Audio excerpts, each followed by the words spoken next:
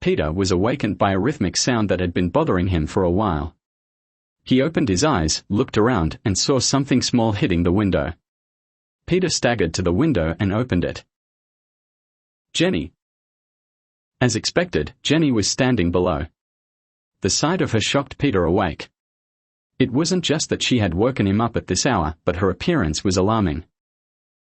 Wait a moment. I'll be right out. Peter quickly threw on a jacket over his pajamas, grabbed a cardigan, and left his room.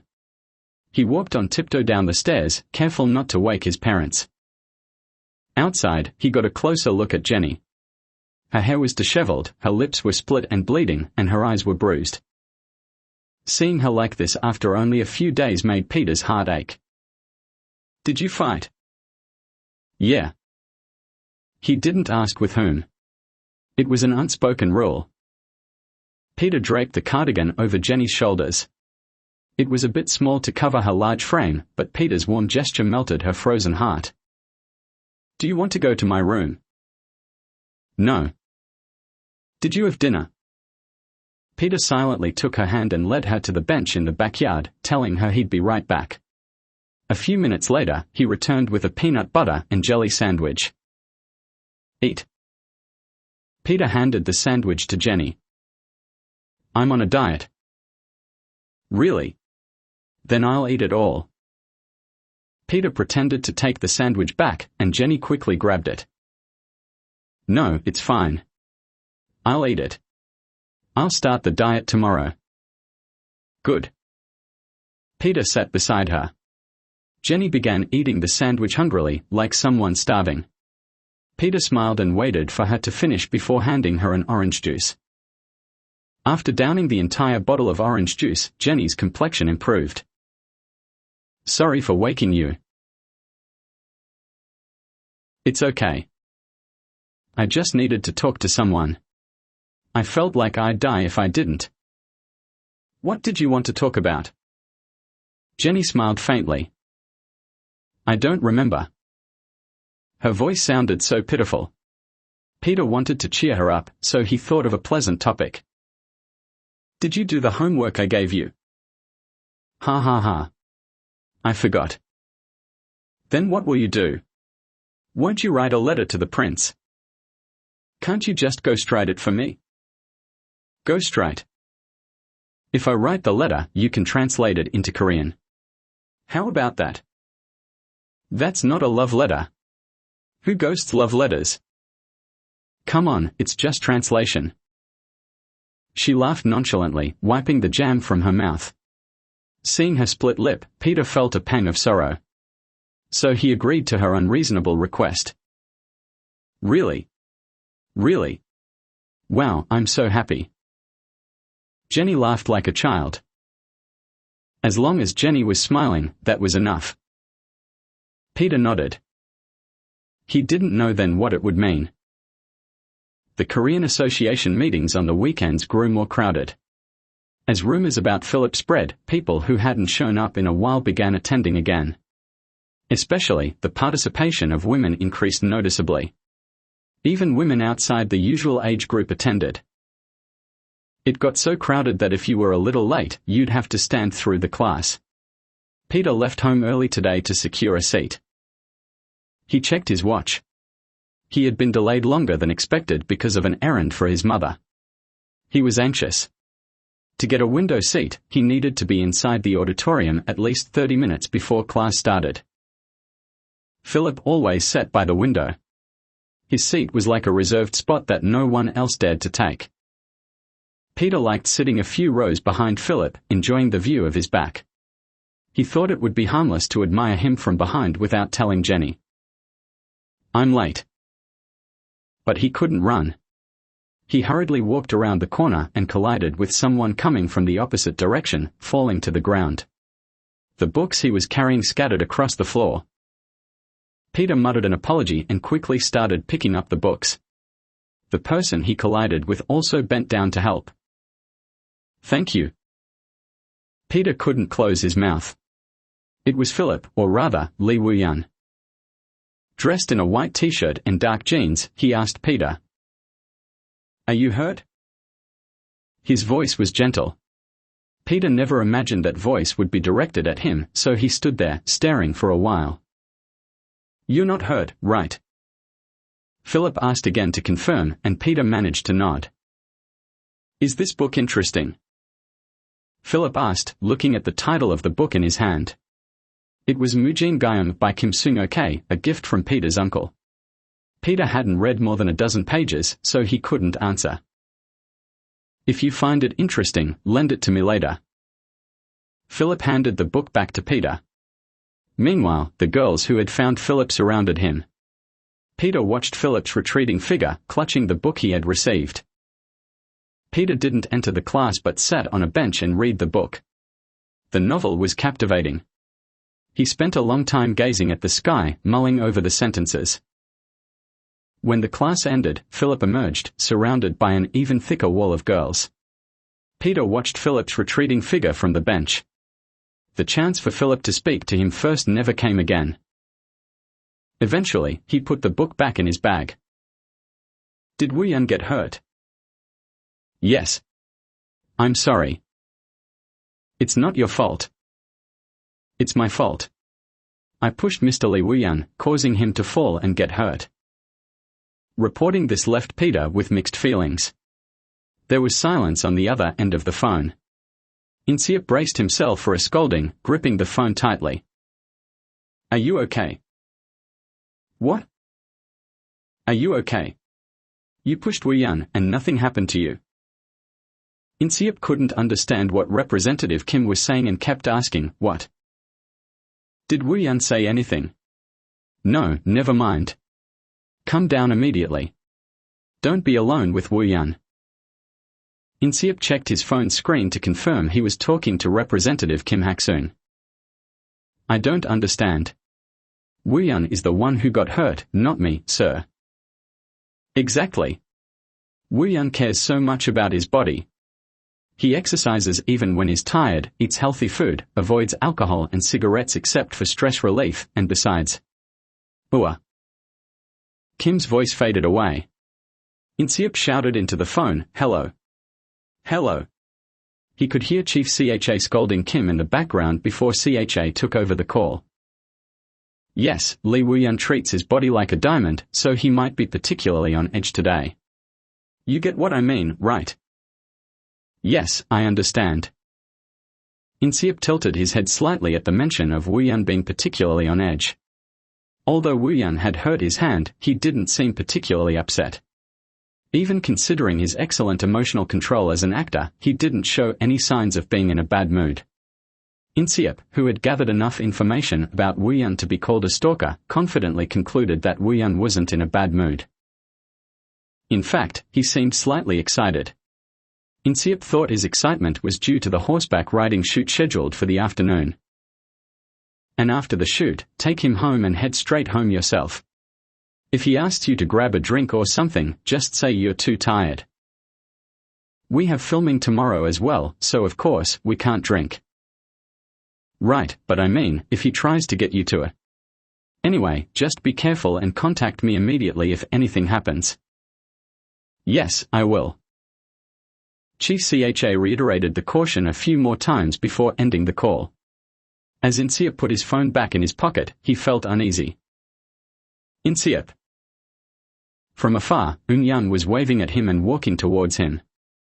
She was in casual clothes, indicating that she had finished her shooting for the day. "Are you leaving?"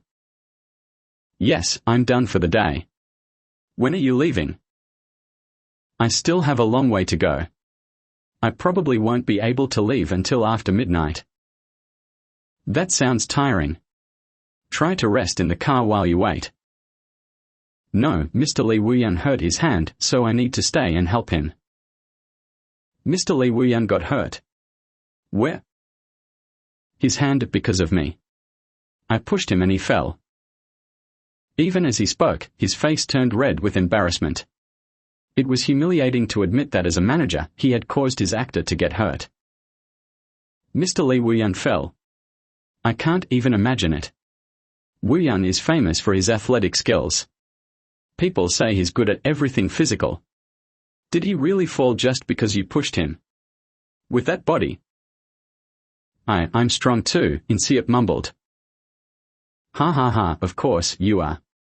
But it's just surprising to think Wuyun could fall from a push. Maybe he was really off guard at that moment. Was Wuyun the type to let his guard down? Inseop tried to recall Wuyun's expression just before he threw himself at him, but he couldn't. The fear of his secret being exposed if Wuyun saw the contents of his notebook had left him no time to observe his surroundings. It was pure luck. That was the only explanation. Although the outcome was disastrous. Didn't you say you were filming a horseback riding scene today? I think I saw a trailer with horses earlier. Yes. Inseop's expression darkened sharply, making Eun-young realize she had made a slip and tried to cheer him up with a bright voice. Hey, it's okay. These days, the action team usually handles such scenes. He said he won't use a stunt double. Well, that sounds like Mr. Lee Wuyun. No matter what, Inseop's expression wouldn't brighten. She then clapped her hands as if she had an idea. Okay, go and ask the horse for a favor. What? The horse? Yeah, the horse Mr. Wuyun will be riding. Go ask the horse to make sure the shoot goes smoothly today. Do you think that will work? It was meant to comfort Inseop, knowing that such a request wouldn't actually change anything. Of course. These horses are well trained and understand human commands very well. They even understand terms like ready, go, cut, and they get nervous and sweat too. So go and ask them to make sure everything goes well today. Inseop's expression brightened immediately. Where should I go? Usually, they keep them behind set number 5. There's a makeshift stable there. For someone who had been an extra for 5 years, she knew the layout of the set like the back of her hand. Should I go that way? Yes, head that way, and when you see the pond, turn left and keep going straight. If you're unsure, ask the staff, and they'll guide you. Thank you. Oh, it's nothing. Thanks to you, I had a delicious lunch today. Want me to come with you if you're unsure? No, it's okay. I'll go alone. I have to help Mr. Wuyun change his costume soon. All right then. Take care and see you next time. Yes, see you next time. Choi Inseop bowed to Eun-young and walked in the direction she pointed. Following her instructions, he turned left at the pond and saw the trailer with the horses. It must be around here, he thought, and asked a passing staff member, who pointed him towards a shabby-looking temporary building. As he approached, the smell of animals hit his nose. He opened the door to enter the building, and someone rushed out. Ah! Their shoulders bumped. Recognizing him as Kang Young-emo's manager, Inseop bowed his head. But Kang Young-emo's manager, with a sour expression, turned his head and hurried away. Left behind, Inseop scratched his head in embarrassment. It stung to realize even Kang Young-emo's manager ignored him. They say that if celebrities don't get along, their subordinates also tend to have strained relationships. He didn't plan on making friends on set, but having hostile relationships was troubling. Sighing deeply, Inseop entered the building where the horses were tethered for the shoot. The inside was so dark that he could barely see in front of him. There didn't seem to be anyone around. Inseop slowly walked over to the horses, speaking to each one, asking for their cooperation. He stopped in front of the largest and strongest-looking horse. Seeing the name tag on the grey horse's stall, Inseop's eyes widened. Jenny. The horse pricked up its ears and looked at him as if recognizing its name. Given Wuyun's height and physique, it was likely he would ride this grey horse. He felt a strange thrill at the coincidence. They call this karma in the East, don't they? Approaching the grey horse, Inseop spoke softly. Hey, Jenny, please take care of him. He stroked the horse's mane. Looking into the gentle eyes of the horse, he felt like his inner thoughts were being read. I am really a futile and pathetic human being. He knew that asking the horse wouldn't change anything, but he just wanted to do something. The warmth he felt from the horse was comforting, and he didn't stop petting it. The horse snorted softly, its breath visible in the cold air. It had been a long time since he had felt such a connection with a living creature. The horse responded to his touch, shaking its head up and down, which made Inseep feel better. It was a stark contrast to the cold, unresponsive Kate, who only shied away when touched. "Yeah, you're warm and cute." As he spoke, he realized it sounded a bit creepy and let his hand drop. The grey horse moved its head to nuzzle his hand again. "You want me to pet you more?" The horse snorted as if answering. Inseep smiled and gently stroked the horse again. He enjoyed the warmth and movement of a living creature. Although he didn't have many friends, he had grown up in a large family, surrounded by love. "Hey, Inseep. It's Chief Cha." "Yes, Chief." "You didn't get hurt, did you?" "No, I'm fine." The vibrant sounds of dinner time, the delightful movements of Will at his feet, the goodnight kiss from his mother, and the chattering of his siblings were all things Inseep loved and deeply missed.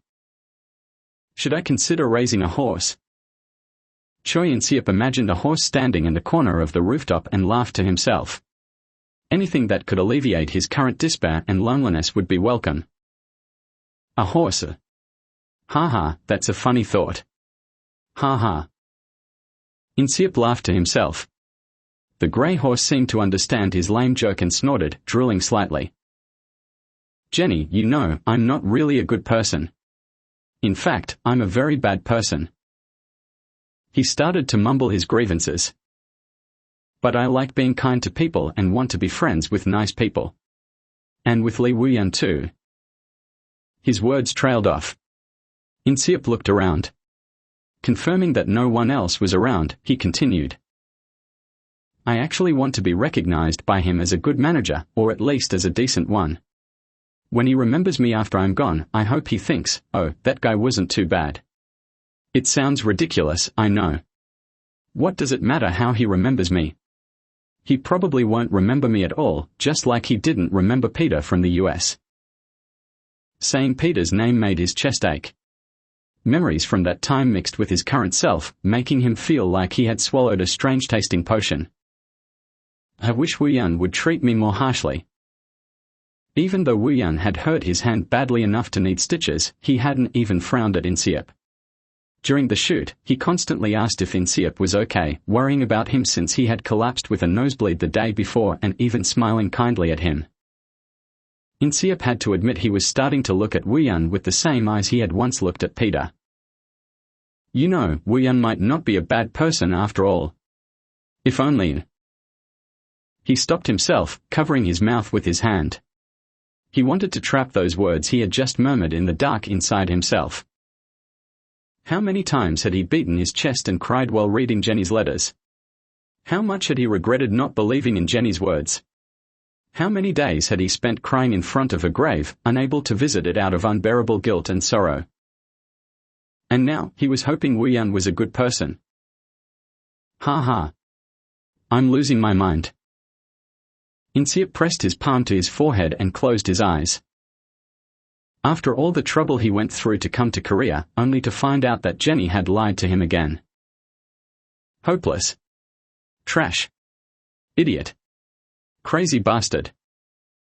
He called himself every bad name he could think of, but the guilt that filled his chest didn't diminish. As Inseep stood there with a hardened face, the grey horse snorted and placed its muzzle on his shoulder, gently nudging him. In that short moment, Inseep understood exactly what the horse wanted to convey. Cheer up. The horse snorted again, and Inseep found comfort even in that. He reached out and hugged the horse's neck. Jenny, I'm sorry, Jenny. I won't doubt you again. Inseep stood there for a long time. Peter. As soon as the door opened, Peter hurriedly closed his notebook. Jenny, sweating and narrowing her eyes, entered the room. What were you writing? Just homework. What kind of homework do you have so much of? Peter just smiled without saying anything. Jenny narrowed her eyes and asked again. Actually, it's not homework. Just writing. You're writing even when it's not homework. You're amazing. Mrs. Sharina's composition assignments alone make me want to pull my hair out. So, what are you writing? Just a stuff. Peter laughed it off. He felt awkward admitting that he wrote things he called stories. Poetry. Novels. Both. Just a nothing special. Nothing special, huh? Let me see. Jenny reached out her hand and Peter, flustered, hid the notebook behind his back. No way. There's nothing to show. Why not? If it's poetry or a novel, it's meant for others to read. What's wrong with me seeing it first? Jenny's words always had a strange persuasive power. Even while hiding his notebook, Peter found himself considering her argument. Even if it's not a diary meant for others to read, the stuff you're writing now is different, isn't it? If it's good, I'll tell you.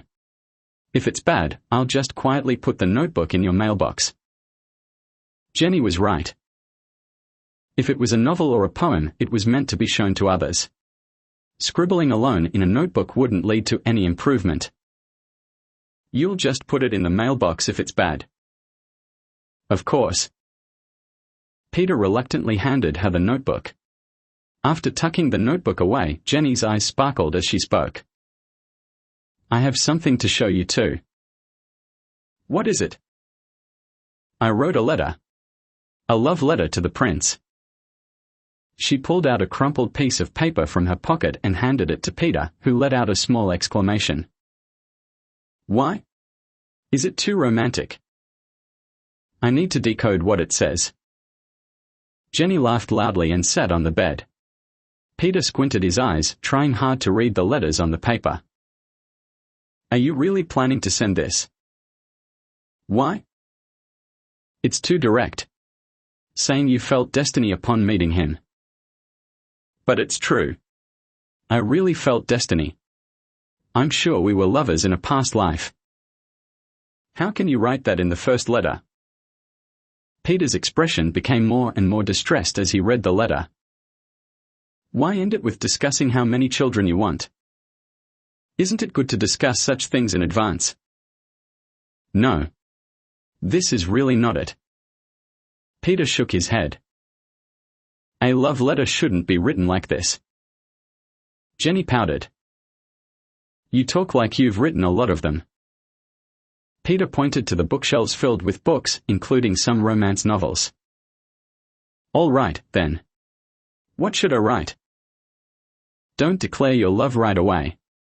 Start more. I don't know, simply. Like what? Just high, like that. So boring. Well, okay, let's start with that. Peter picked up a pen and began writing a new letter in Jenny's notebook. You want to talk about the day you first met? Yeah. That day, the prince picked up the pen that Aunt Spencer bought for me. It was so nice of him. Make sure to include that. It was a very special event for me. The prince will definitely remember it too. What if he doesn't remember? There's no way he wouldn't remember. It was so intense. How could he forget such an important event? Peter thought about telling her that picking up another student's pen was not exactly a memorable experience, but Jenny's eyes were sparkling so much that he couldn't bring himself to say it. Maybe it would be better to make it a bit more mysterious. Like, do you remember the moment we first met? That way, he'll be curious and think about it. Oh. That's great. Peter, you're a genius. Okay, next part. The two of them sat side by side, working on the love letter together. After a while, Peter's mother came in with some lemonade. What are you two working so hard on? A writing assignment. Peter smiled, evading the truth. Really? When you're done with your assignment, could you run an errand for me?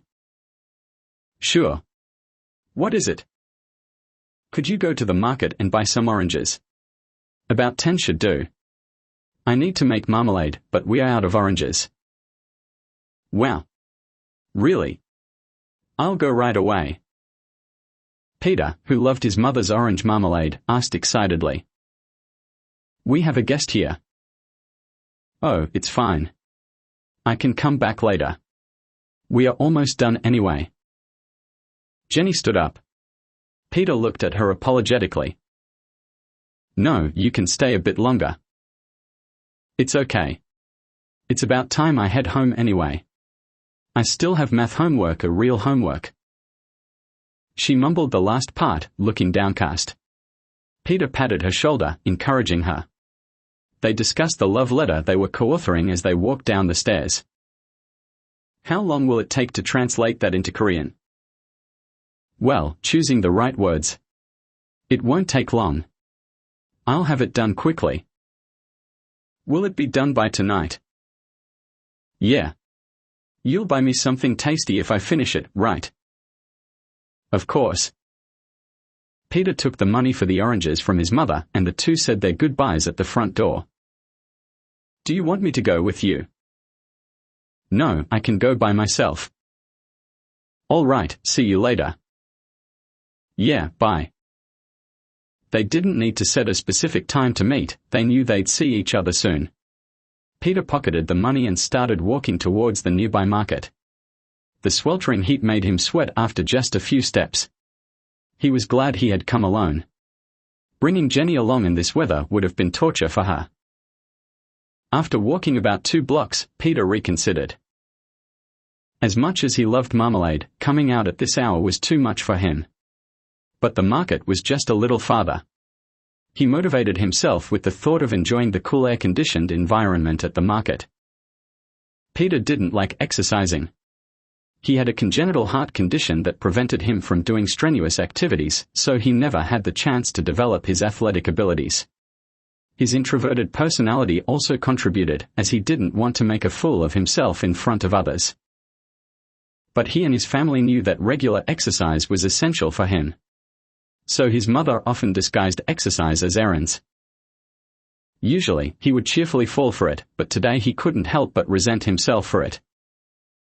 Sigh. He sighed deeply as he opened the door to the market, his hands covered in sweat. He took a long breath of the artificially cooled air. It felt great.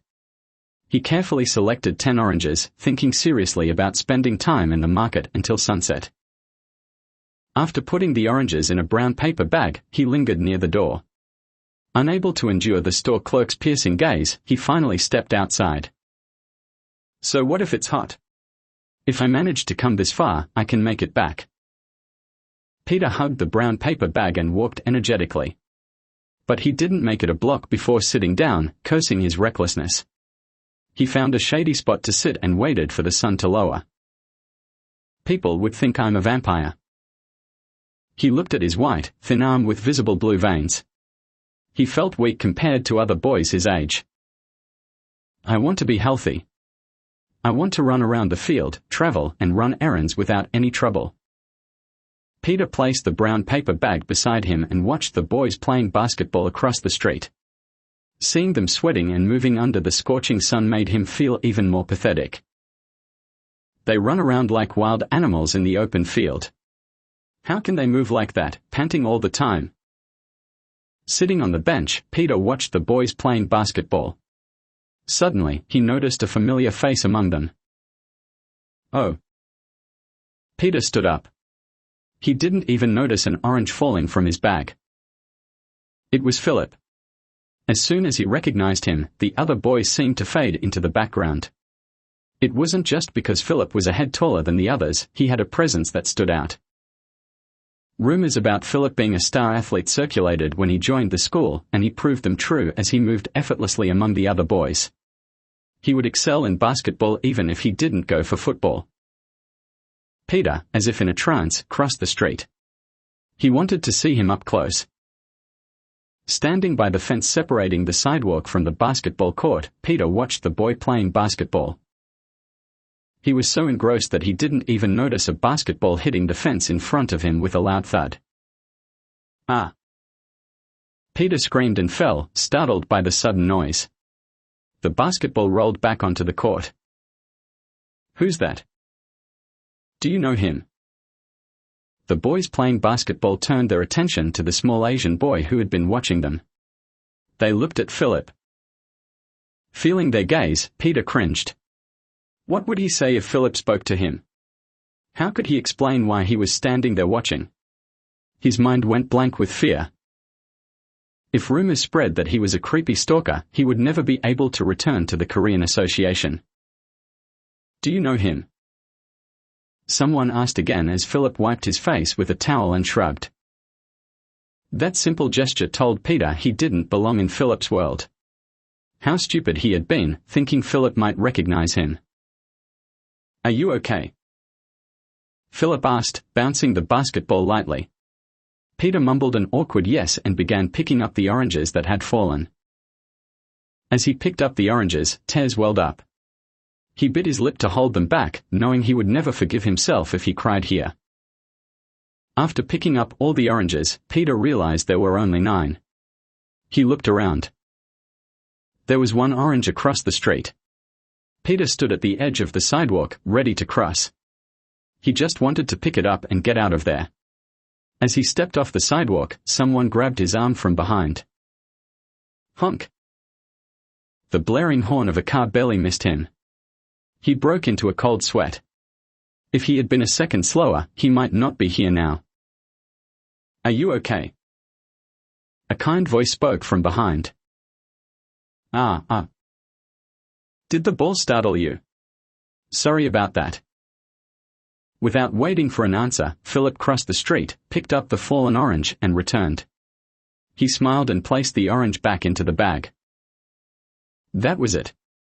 He didn't seem to expect a thank you and quickly returned to the basketball court. Excuse me. It was the first time in his life that Peter had mustered such courage. He would later confirm at home how red his face had turned, but at that moment, nothing else mattered. Philip turned around. They met eyes through the fence. Peter's heart pounded as if it would explode. Knowing it had to be now or never, he extended his hand. Here, take this. What? For saving me. Peter bit his tongue, unable to properly articulate his gratitude. It's all right, no problem. Seeing Philip's bright smile, Peter understood why Jenny called him a prince. Peter, without saying a word, offered the orange again. Laughter came from the other side of the fence. Philip reached out and touched the orange with his fingers. I can't take it. Oh. Peter realized how silly he must have looked, offering an orange through the fence. Anyone would think he was a fool. As he lowered his head in embarrassment, Philip whistled from the other side of the fence and pointed to a gap at the top of the fence. Peter tossed the orange over the fence. It sailed over in a perfect arc and landed safely in Philip's hand. Thanks. I'll enjoy it. With that, he rejoined the game. Peter hugged the bag of oranges and started walking briskly. Sweat poured down his face and his heart ached as if it would tear apart. His breath came out in ragged gasps, but he couldn't stop walking. When he finally reached home, his mother was shocked to see him drenched in sweat and asked what had happened. Peter silently handed her the bag of oranges. Did something happen? Are you all right? His mother asked repeatedly, worried about his unusual behavior. Peter just shook his head. Are you sick? Should we go to the hospital? I'm fine. Are you sure? You're not sick. Peter shook his head again. Really? Yes, I'm fine. I'm going to lie down now. All right. As she took out the oranges, his mother murmured to herself, one's missing. Hearing this, Peter hurried up the stairs as if he were being chased. Even after closing his door and lying down on his bed, it took a long time for his racing heart to calm down. Peter covered his face with his hands. The missing orange, like the confusing emotions in his heart, made him lie on his bed for a long time. Would it be better to come from this side? The camera director said the angle won't work. Let's try it as planned, and if it doesn't work, we'll adjust. Wu Yun, who had been listening to the director and action director's conversation, carefully handed them warm drinks. "Oh, thank you, manager. We just need to get through this scene today, so hang in there a bit longer." Inseop's diligence and reliability earned him a good reputation among the staff. People who had initially doubted his capabilities due to his youthful appearance now respected his meticulous work. "Will it be all right?" Inseop asked the director. "It'll be fine. Wu Yun said he can do it. If he says he can, he will." "But it's not just a riding scene today, right?" Today's shoot involved Wu Yun getting shot by an arrow while riding and falling off the horse. The horse also had to fall, which they explained would be done by tying a thin, invisible thread to the horse's leg and pulling it at the right moment. Even with the explanation, Inseop couldn't shake his rising anxiety. "Don't worry. These horses are well trained and know how to act perfectly." The action director chimed in to reassure him. Inseop weakly nodded. "Why? Did the company threaten to cut your salary if Wu Yun gets hurt?" The director joked, making Inseop jump and wave his hands. No. The CEO would never do that. He's a really good person and genuinely. Ha, it was a joke. No need to be so serious. Are you sure you're not being threatened? As the directors teased, Wu Yun placed his hand on Inseop's head. "Don't bully our manager too much. We're just joking. He seems to be taking it seriously." Wu Yun moved his face closer to Inseop's, checking his expression. Inseop, pale and stiff, looked like he had seen a ghost. Wu Yun chuckled and patted his shoulder. "I want to go over the scene one more time." While Wu Yun was discussing details with the director, Inseop glanced at him nervously. Wu Yun noticed and smiled. "What is it?" Just making sure you're all right." "You already asked 10 minutes ago, but sure, I'll answer again. I'm fine." Wu Yun showed his bandaged hand to Inseop as he answered. While the staff and other actors were apologetic, Inseop secretly hoped the shoot would be postponed. "The CEO wanted me to tell you not to overdo it." Inseop tried to use Kim's name one last time. Wu Yun nodded but didn't give any indication that the shoot would be postponed. Watching Wu Yun ride off with the filming team, Inseop sighed deeply. "Why are you so worried?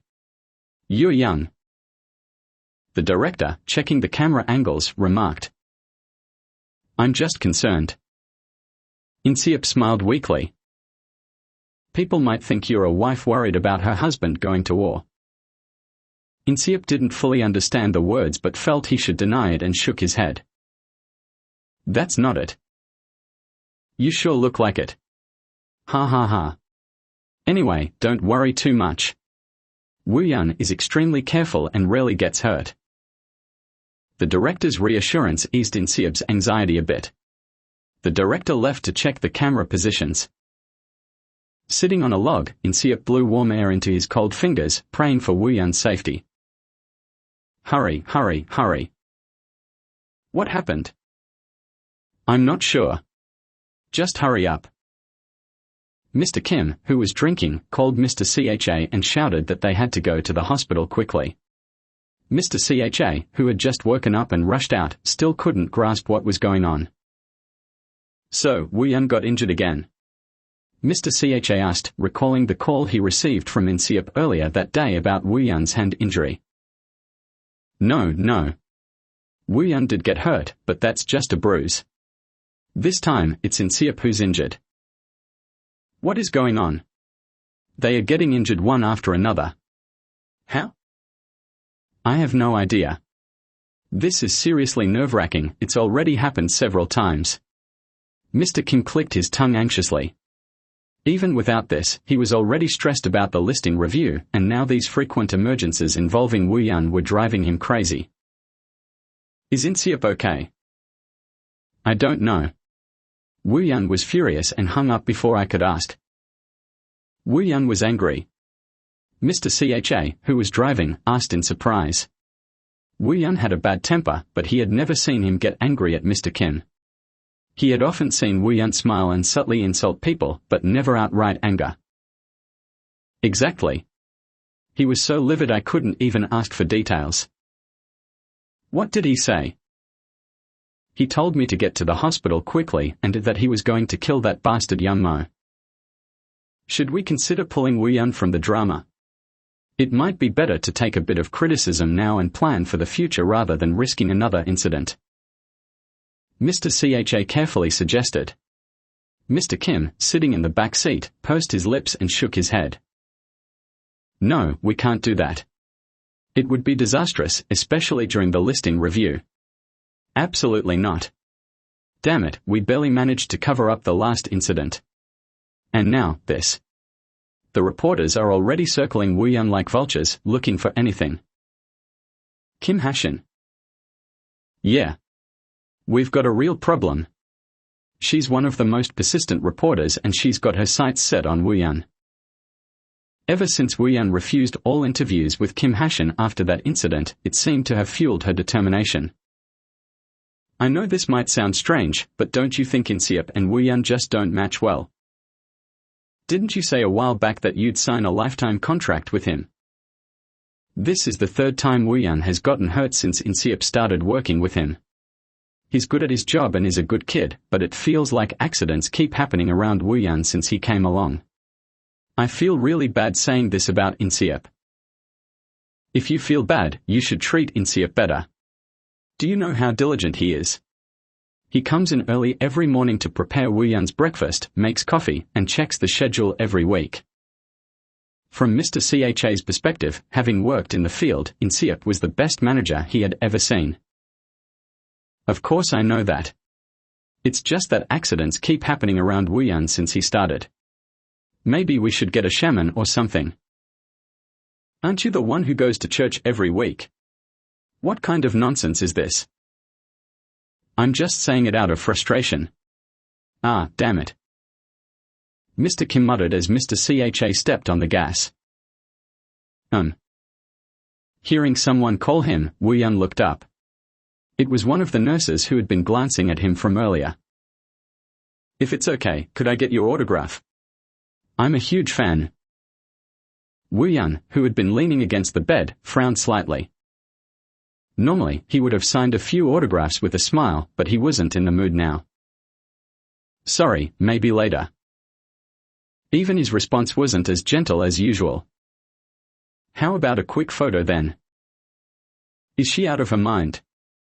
Asking for a photo in this situation? Wu Yun stared at her for a while before turning his head away. The nurse, feeling awkward, eventually returned to her station. Wu Yun looked down at his manager lying in bed. Seeing the bruises on Inseop's nose and cheeks made him feel even worse.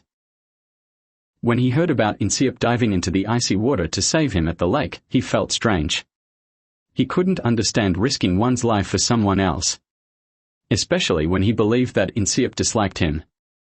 The incongruity of it made him decide to keep Inseop close to watch him. But today, something happened that Wu Yun couldn't understand again. While galloping on a horse, the rein broke during a scene where he was supposed to fall. As soon as the rein snapped, he lost his balance and fell to the ground, causing people around him to scream. From then, the horse started panicking. No matter how well trained, horses are fundamentally skittish animals. To make matters worse, Young Mo's horse, which was behind, didn't slow down and rushed past, causing Wu Yun's horse to panic and thrash around. Wu Yun's foot was stuck in the stirrup, preventing him from getting up. The boots, wrapped tightly with fabric for the scene, wouldn't come off no matter how hard he tried. The horse's panic made it impossible for anyone to approach. Just as Wu Yun tried to get up, he felt a sharp pain in his shoulder. The fall had dislocated his shoulder, leaving him unable to move as he wanted. At that moment, he saw Inseop's pale face rushing towards him. Despite being terrified, Inseop reached for the stirrup attached to the frantic horse.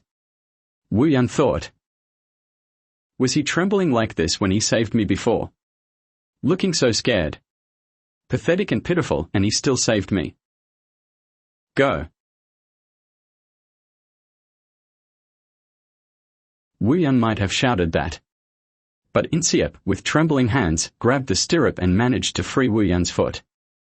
However, as Inseop approached, the horse became even more agitated and lunged at Wu Yun with its front hooves.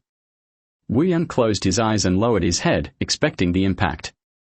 But instead of the horse's hooves, he felt Inseop's thin body. With a thud, Inseop's scream echoed as he was hit. Wu Yun, reaching out, pulled Inseop close and managed to roll them both to the side. The handler, hearing the commotion, rushed to calm the horse. However, the horse didn't calm down easily and continued to thrash for a while.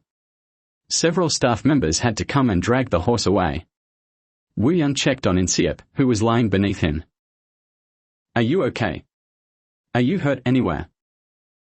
Terrified, Inseop just curled up and trembled, unable to respond. The sight was so pitiful and heartbreaking that Wu Yun found it hard to watch. He wanted to yell at Inseop, asking why he intervened if he was so scared, but he held back and pulled Inseop into his arms. When he tried to lift him, Inseop screamed and started crying. Seeing Inseop's two fingers twisted into an unnatural shape, rage flared inside Wu Yun. He ordered the staff to prepare a car and find the nearest hospital. He thought his reaction was uncharacteristic, but he couldn't suppress his anger. No, he didn't even think to. All he could think about was getting the trembling, crying Inseop to the hospital immediately. "It's okay. It'll be okay. Don't worry," Wu Yun said, wrapping a blanket around Inseop. Inseop, understanding his words, nodded slightly while tears continued to fall. When the director rushed over, asking if he was okay, Wu Yun said they would have to postpone the shoot and climbed into the car. Even on the way to the hospital, he tried to comfort the crying Inseop. But when Inseop vomited and fainted, Wu Yun yelled at the staff for stopping at traffic lights. It was Wu Yun who carried Inseop into the emergency room. The sight of Wu Yun suddenly appearing in the emergency room surprised not only the doctors and nurses but also the patients. But Wu Yun didn't care. He stood by Inseop's side with his arms crossed, expressionless, until the doctor explained that Inseop had broken bones but nothing more serious and had fainted from shock. After confirming that Inseop was asleep, Wu Yun told the staff who came with him that he would stay so they could leave. When the director called, he assured him that there was nothing to worry about. He knew there was no serious issue. Yet, his anger didn't subside. He felt that he needed to strangle that horse to death to calm down. Then, Young Mo called. "How could you get hurt like that? Is your manager okay? It's just bad luck. What a freak accident. If you want, you can drop out now, but I hope you recover quickly and see you on set." Wu Yun curtly replied, "Don't worry," and hung up. The image of Young Mo deliberately brushing past him flashed in his mind, and he felt a surge of anger. Wu Yun called Mr. Kim, telling him to come immediately. After the call, Wu Yun returned to sit by Inseop's bed. Inseop, now sedated and on painkillers, slept deeply and didn't wake up once. Wu Yun even checked if Inseop was still breathing by placing his finger under Inseop's nose. A couple of hours later, Mr. Kim and Mr. Cha rushed into the emergency room. "We are looking for the patient, Wu Yun." "Wu Yun is over there, A nurse pointed to a man sitting next to a bed in the corner. "Wu Yun. Are you okay? Are you hurt?" Mr. Kim asked as he approached him. "This is the problem, not me," Wu Yun replied, glancing at his manager lying in bed. "What happened? Is Inseop okay? Is he badly hurt? What's that? Is his bone broken?" Mr. Kim bombarded him with questions, so much so that a nurse had to warn them that only one guardian could stay in the room. "I'll explain outside," Wu Yun said. "I'll stay here," Mr. Cha said, dragging a chair over and sitting down. Wu Yun led Mr. Kim out of the emergency room to a quieter area in the hospital. "What exactly happened?" Mr. Kim asked. "There was a scene with horses and I fell," Wu Yun replied. "Who? Inseop?" "No, me." Mr. Kim looked at Wu Yun with disbelief. The Wu Yun he knew was good enough at sports to be called a jack of all trades. Maybe the martingale was loose and one rein slipped out. The horse went crazy. Damn it, what a ridiculous situation, Wu Yan said, his voice filled with anger just thinking about it. Mr. Kim hastily looked around and gestured for him to quiet down. It was rare for Wu Yan to openly express such negative emotions. But why is Inseop hurt? I fell upside down, and my foot got caught in the stirrup, so I was dragged around. Only then did Mr. Kim notice that Wu Yan's shoulder and back were dirty with soil. He was surprised Wu Yan, who was usually very tidy, still had not cleaned up, but before he could comment, Wu Yan continued with even more shocking news. That idiot tried to save me and ended up getting hurt. Idiot? That's your manager you're talking about. Correction, idiot manager. So, Inseop ran in to save you. Again. Yes, Wu Yan replied, clicking his tongue in displeasure.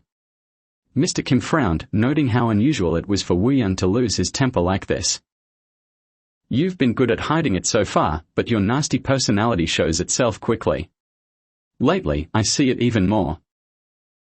Don't worry, I'll only show it after the company goes public, Wu Yan retorted, reading Mr. Kim's thoughts. Mr. Kim cleared his throat a few times and changed the subject. I know this is a strange time to bring this up, but should we let Inseop go? What? It's just that I was talking to Mr. Cha earlier, and although Inseop is a good kid, bad things keep happening around Wu Yan since he came along. It's just making me nervous. Mr. Kim's voice trailed off under Wu Yan's icy stare. Wow, I didn't think you were like this, but you're the worst, Wu Yan said, narrowing his eyes. What? There's a person lying there, and you say something like that. No, I mean. You're the worst. And it didn't end there. Wu Yan continued to berate Mr. Kim with a smile on his face. How can you talk about firing Inseop, my lifesaver? Isn't he the unlucky one? He almost died twice because of me. Despite having called Inseop an idiot just moments ago, Wu Yan now fiercely defended him. Hey, I get it. I was just bringing it up. If you want to fire someone, fire me. I've been the unlucky one lately, haven't I? Wu Yan, why are you like this? Are you really that upset about the idea of firing Inseop? This isn't like you. Mr. Kim asked, puzzled. Wu Yan smiled sweetly, as if confessing love, and answered in a honeyed voice. Because I'm really pissed off right now. Since I was a kid, I've always been like this. Even if a mosquito buzzed near my ear, I'd get up in the middle of the night and catch it before I could go back to sleep. I'd stay up all night if I had to. I learned that it's best to eliminate anything that bothers me. That's just your personality, okay, I get it. I'm dealing with something that's incredibly irritating right now. I want to get rid of it, but I'm also curious about it, and keeping it around doesn't sit well with me. Before Mr. Kim could ask what he meant, Wu Yan propped his chin on his hand and smiled. So I'll handle anything related to Inseop myself, understood. Feeling like he might get hit with a brick or knife in the future if he disagreed, Mr. Kim had no choice but to nod. Fine, but are you okay? You said you fell off a horse. Mr. Kim cautiously looked over Wu Yan. My shoulder might be dislocated. What? Your shoulder? Then why haven't you gotten treatment? I forgot. There are things you forget, but not this. Go get an X-ray and get treated. Are you out of your mind? As Wu Yan stood up, he replied, Did you still think I was sane? Just kidding. Seeing Wu Yan smile gently, Mr. Kim thought that if he hadn't witnessed that scene back then, he would have been completely fooled by him until now. Feeling the weight of the truth, Mr. Kim shook his head, trying to clear the ache in his mind. Fortunately, Wu Yan's shoulder was just slightly strained, and it would be fine with some rest. The problem was that Wu Yan couldn't afford to rest for the time being. What will you do? Inseop was asleep in bed, and Wu Yan was sitting on the edge of the bed next to him. Mr. Cha and Mr. Kim stayed in the emergency room under the pretense of being their guardians. What do you mean? The shoot. We might need to adjust the schedule. We don't have time to spare, even if we shoot all night. A little patching up and icing will be enough. Even if you say that your ligament is strained, there won't be anything too strenuous. Mr. Kim nodded silently at Wu Yun's firm response. Just then, a phone rang. Wu Yun took his phone out of his pocket, checked the name, and answered it. A nurse nearby politely asked him to take the call outside since cell phone use was prohibited in the emergency room. Sorry, it's urgent. I'll just be a moment. Cell phones can interfere with the equipment here, so please. Wu Yun clutched his shoulder with one hand and leaned against the bed, looking so pained and helpless that the nurse instinctively reached out to support him. Are you okay? Sorry. My shoulder hurts. I had a painkiller, but it hasn't kicked in yet. I'll step out to take the call. Seeing his sorrowful expression, the nurse hesitated before pulling the curtain around the bed, creating a private space. She smiled and said, "Just make it quick," before walking away. As Wu Yun sweetly smiled and held the phone to his ear, Mr. Kim and Mr. Cha exchanged glances and clicked their tongues. Sorry, I'm at the hospital. Did you find out? Yes, thank you. Wu Yun's voice was soft, but then his expression turned fierce as he switched the phone to his other hand. That's none of my business. Yes, make sure to handle it within the week. Thank you. When Wu Yun hung up, Mr. Kim asked, "Who was that?" Someone I know in the US. I asked for a favor, and it's almost done. What favor? What are you handling? Lying down on the bed, Wu Yun answered nonchalantly, "The bastards who tried to drown me." What? You found them? Putting his finger to his lips, Wu Yun made a shushing motion. Mr. Kim, dissatisfied, lowered his voice and asked more questions. How did you find them? The police couldn't even find them. Of course, the police can't find them. But if you're determined, you can find anyone. As long as they're alive, they leave traces. So, did you report it to the police? Why would I do that? Wu Yun looked at him as if he had said something ridiculous. Then what are you going to do? Bury them. Korea has so many mountains. Every time I drive back from a shoot in the countryside, there are mountains everywhere. Maybe that's why it's called a land of beautiful scenery. Seeing Wu Yun's pleasant smile, a chill ran down the spines of the two men.